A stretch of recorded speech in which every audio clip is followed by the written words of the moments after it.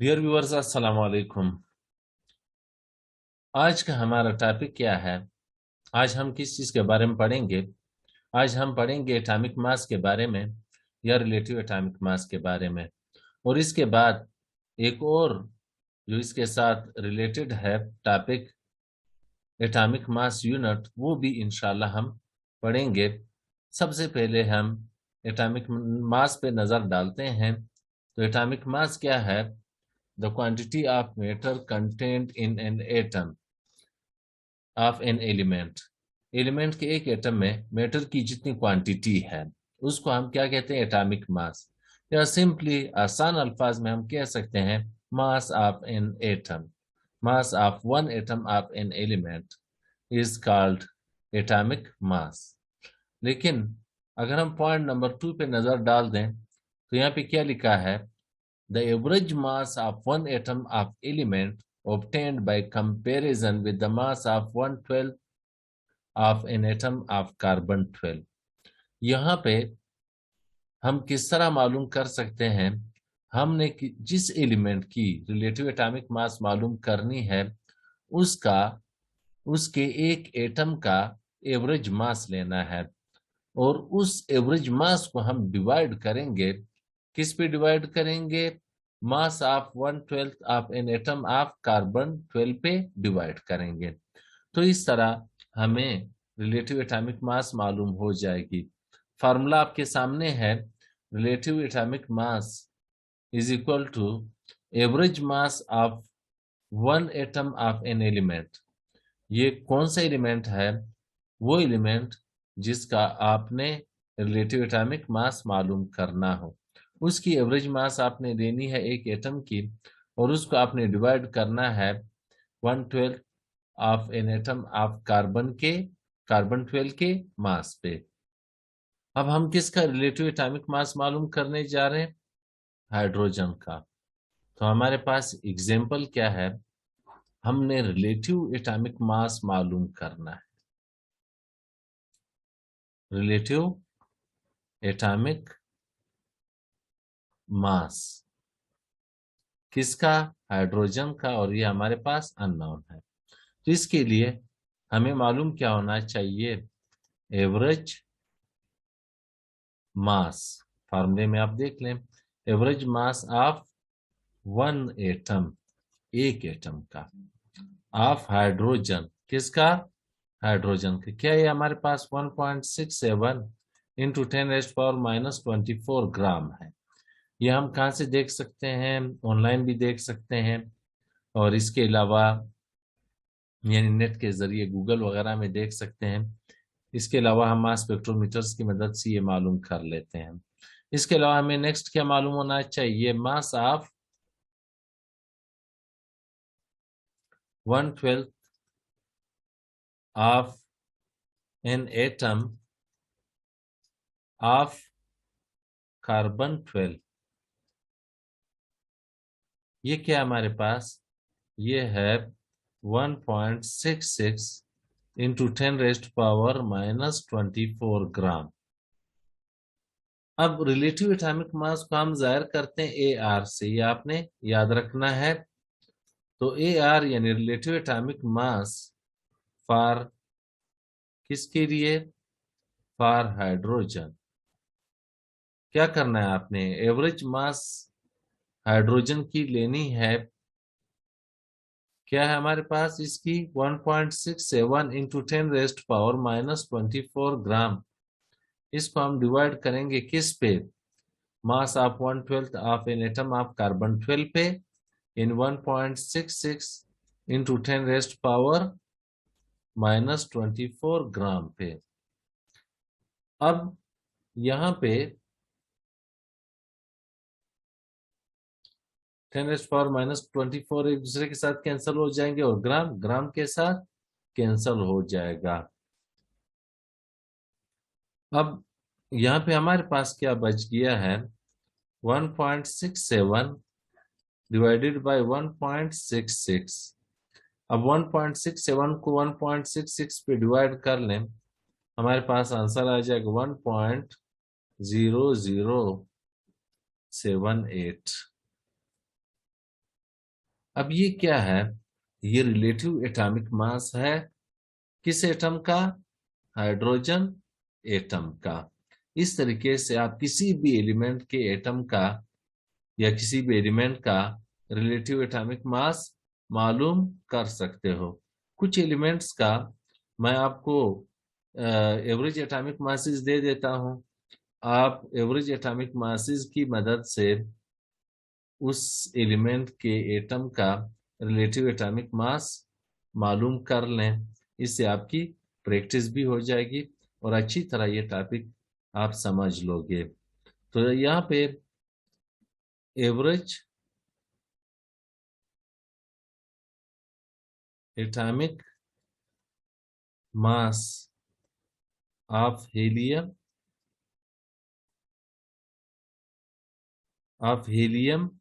क्या, हीलियम का 6.65 इंटू 10⁻⁻⁴ ग्राम। इसके अलावा एक और का मैं दे देता हूं, average atomic mass of lithium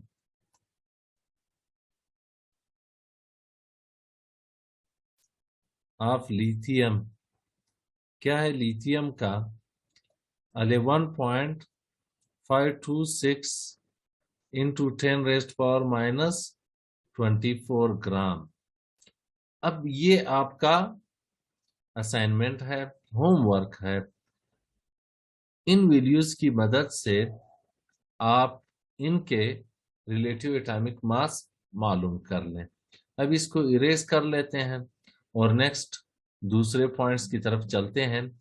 लेकिन दूसरे पॉइंट्स की तरफ जाने से पहले यहाँ पे आप देख लें, ग्राम ग्राम के साथ कैंसिल हुआ, ग्राम के साथ कैंसिल होने के बाद हमारे पास कोई यूनिट नहीं बचा। तो इसका मतलब क्या है, relative atomic mass has no unit, relative atomic mass का कोई यूनिट नहीं है।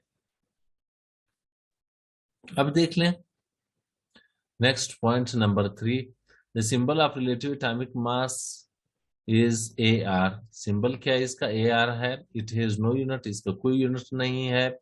क्यों, क्योंकि यहाँ पे कंपैरिजन है दो मासेस के माबैन, यानी एक की भी हमने मास ली है, उसका यूनिट भी हम ग्राम ले चुके हैं, और दूसरे की भी हमने मास ग्राम में ली है, तो ग्राम ग्राम के साथ कैंसिल हो जाएगा और कोई यूनिट नहीं बचेगा।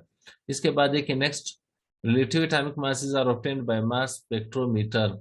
हम रिलेटिव एटॉमिक मासेस किसकी मदद से, मास स्पेक्ट्रोमीटर की मदद से मालूम कर सकते हैं। Point number 5, actually atomic mass tells that how heavy an element is from carbon 12 और how lighter an element is from carbon 12। Atomic mass हमें क्या बता देता है, यानी कि जिस एलिमेंट का आप रिलेटिव एटॉमिक मास मालूम कर रहे हो उसकी मास कार्बन से कितनी ज्यादा या कम है, या हम ये कह सकते हैं कि वो कितना हेवी है कार्बन से या कितना लाइट है, हल्का है कार्बन से। इसके बाद आप पीरियोडिक टेबल में एवरेज एटॉमिक मासेस देख सकते हो। पीरियोडिक टेबल में आप देख लें रिलेटिव एटॉमिक मासेस की वैल्यूज आपको होल नंबर में नजर नहीं आएंगे, वहां पे आपको फ्रैक्शनल वैल्यूज मिलेंगे या एवरेज एटॉमिक मासेस आपको मिलेंगे, क्योंकि जो हमारे पास बेशतर अक्सर एलिमेंट्स हैं उनके आइसोटोप्स एक से ज्यादा हैं। तो जब आइसोटोप ज्यादा होंगे लाजमन उनके एटम्स के मासेस डिफरेंट होंगे, तो फिर जब डिफरेंट मासेस हमारे सामने आ जाएंगे तो फिर इसलिए हमें क्या करना होगा, एवरेज एटॉमिक मास लेनी होगी। एवरेज एटॉमिक मास हम किस तरह ले सकते हैं, किस तरह मालूम कर सकते हैं, इंशाल्लाह एक और वीडियो में हम उसको डिस्कस करेंगे, समझने की कोशिश करेंगे। ये पॉइंट्स वैसे आपने जो मेन पॉइंट्स हैं इसके, जिनके कलर भी मैं चेंज कर चुका हूँ, ये आपने याद रखने, खास तौर पे कम्पिटिटिव एग्जाम्स के लिए, वो एमडीकेट को ईकेट नीट वगैरह या जो भी हो। अब इसके बाद देख लें next point, relative atomic mass of most of the elements is nearly equal to mass number. जो रिलेटिव एटॉमिक मासेस हैं एटम्स के या एलिमेंट्स के, वो किसके बराबर, मास नंबर के, या आप कह सकते हो न्यूक्लियन नंबर के, क्योंकि मास नंबर और न्यूक्लियन नंबर एक ही है। मास नंबर को हम न्यूक्लियन नंबर भी कह सकते हैं। इसके बाद नेक्स्ट पॉइंट देख लें, ऑब्जर्व्ड एटॉमिक मास स्लाइटली कम है। एटॉमिक मास स्लाइटली कम है यानी थोड़ा सा कम है। किससे?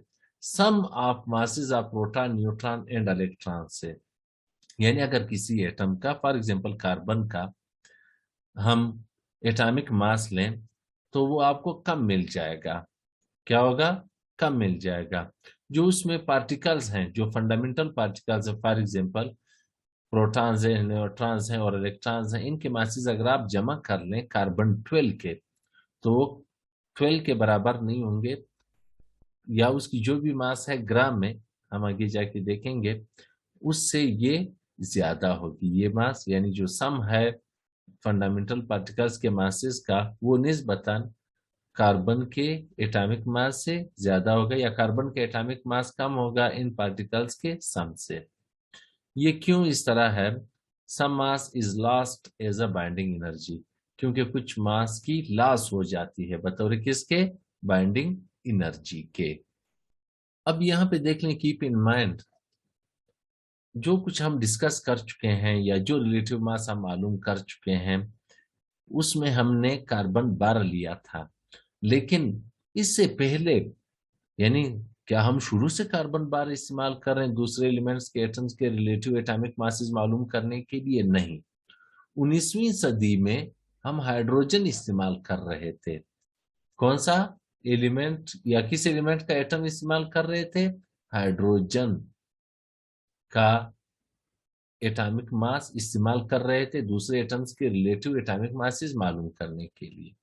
लेकिन तकरीबन 1900 से लेके 1961 तक हम फिर ऑक्सीजन इस्तेमाल कर रहे थे। जिस तरह हम कार्बन 12 ले रहे हैं, उस तरह हाइड्रोजन 1 ले रहे थे और ऑक्सीजन हम 16 ले रहे थे।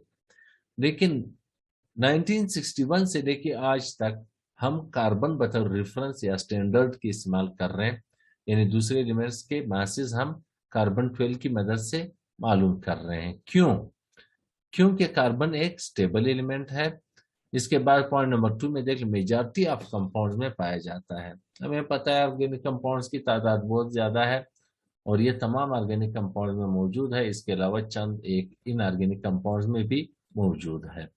इसके अलावा इसका आइसोटोप हमें प्योर फॉर्म में मिल सकता है। पॉइंट नंबर डी में देख लें, इसकी मदद से, यानी कार्बन 12 की मदद से हम दूसरे एलिमेंट्स के एटम्स के मासेस आसानी से मालूम कर सकते हैं और इसके अलावा इनमें एक्यूरेसी भी ज्यादा पाई जाती है, यानी एक्यूरेटली हम मालूम कर सकते हैं दूसरे एलिमेंट्स के रिलेटिव मासेस या रिलेटिव एटॉमिक मासेस। अब आते हैं नेक्स्ट टॉपिक की तरफ। आज का जो एक और टॉपिक है जिसका लिंक भी है रिलेटिव एटॉमिक मास के साथ, वो है एटॉमिक मास यूनिट। अब एटॉमिक मास यूनिट किसे कहते हैं? कार्बन की मास, कार्बन 12 की मास जितनी भी हो, उसके 12वें हिस्से को, उसके 12वें हिस्से को हम क्या कहेंगे? एटॉमिक मास यूनिट कहेंगे, या 1 AMU या 1 एटॉमिक मास यूनिट कहेंगे। और इसकी वैल्यू आपके सामने है, कितनी है? 1 atomic mass unit is equal to 1.66 into 10⁻²4 gram के बराबर है। अगर आप किलोग्राम में लेना चाहें तो ले सकते हैं, 1.66 इंटू 10⁻²7 किलोग्राम के बराबर है। अब इसकी एब्रीविएशन क्या है? AMU है, एटॉमिक मास यूनिट की, यानी शॉर्ट फॉर्म है ये इसका। इसके अलावा U से भी हम जाहिर कर सकते हैं, यानी यूनिफाइड मास। और इसके अलावा हम इसको डाल्टन भी कहते हैं, यानी DA से भी जाहिर कर सकते हैं। अब अगर आपने ये देखना है कि क्या वाकई 1 AMU की वैल्यू 1.66 इंटू 10⁻24 ग्राम है, तो आप ये मालूम कर सकते हो। एमडीकेट वगैरह में तो इसकी कोई खास जरूरत नहीं, बहरहाल उसमें एक दो फार्मूले हैं, वो अगर आप याद रखें तो बेहतर होगा। तो यहाँ पे हम क्या कर सकते हैं, फॉर एग्जांपल हम मास लेंगे किसका? मास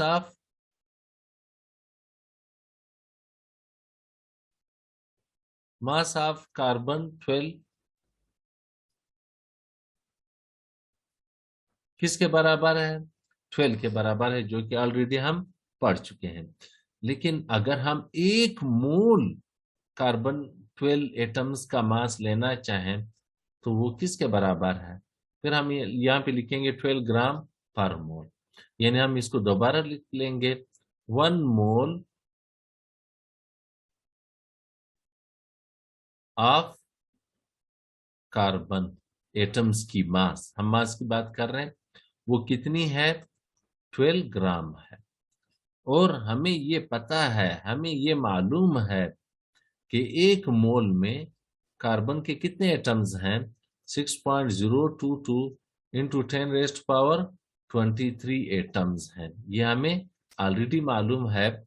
तो यहाँ पे हम 1 मोल की बजाय लिख सकते हैं 6.022 into 10 rest power 23 atoms of carbon.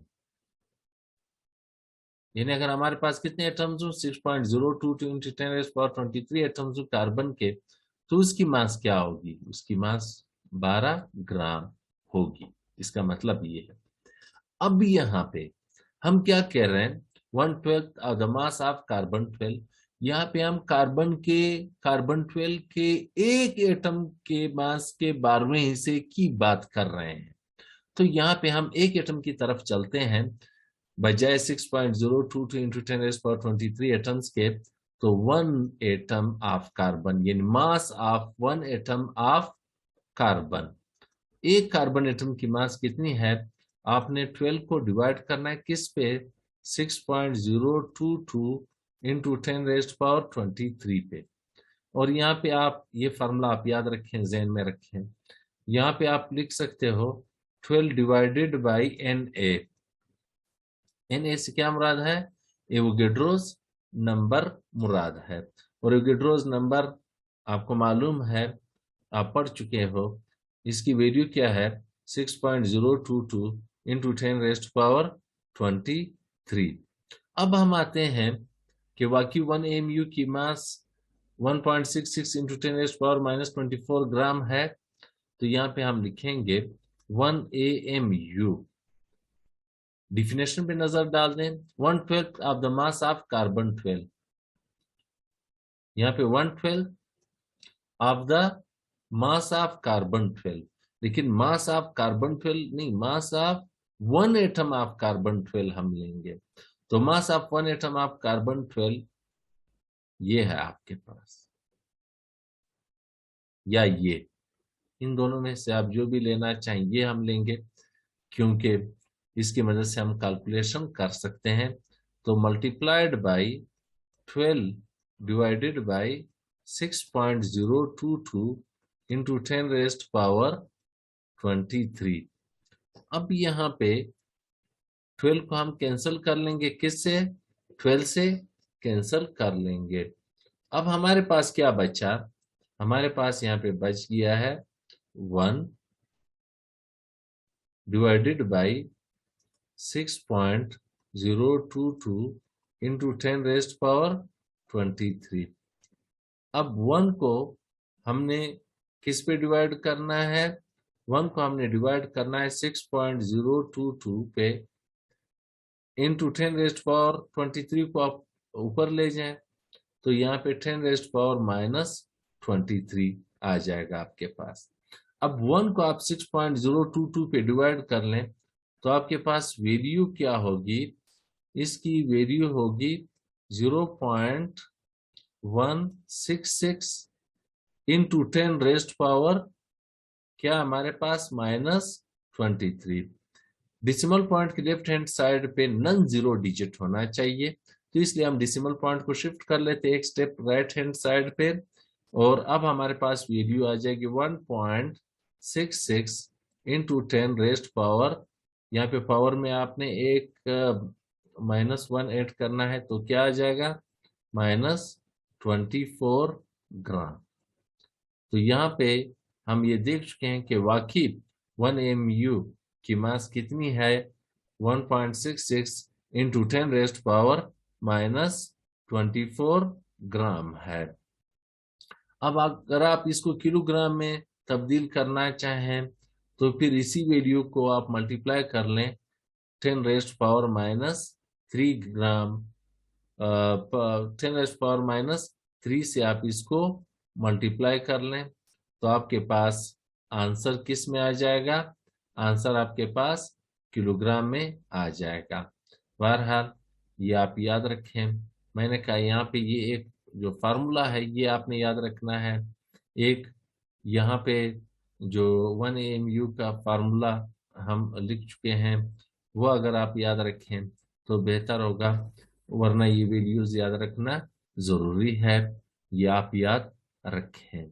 जो भी मुश्किल हो आप मुझे कमेंट भी कर सकते हो, मुझे बता सकते हो। यहाँ पे हमने आज MCQ डिस्कस नहीं किए क्योंकि ये टॉपिक थोड़ा सा लेंथी है। इसके बाद जो नेक्स्ट टॉपिक हम पढ़ेंगे यानी एवरेज एटॉमिक मास के बारे में या फ्रैक्शनल एटॉमिक मास के बारे में, वो मुख्तसर है, उसमें हम इंशाल्लाह इसके MCQs भी डिस्कस करेंगे, उसी टॉपिक के MCQs भी डिस्कस करेंगे। फिलहाल मैं इजाज़त चाहता हूँ। अल्लाह हाफिज।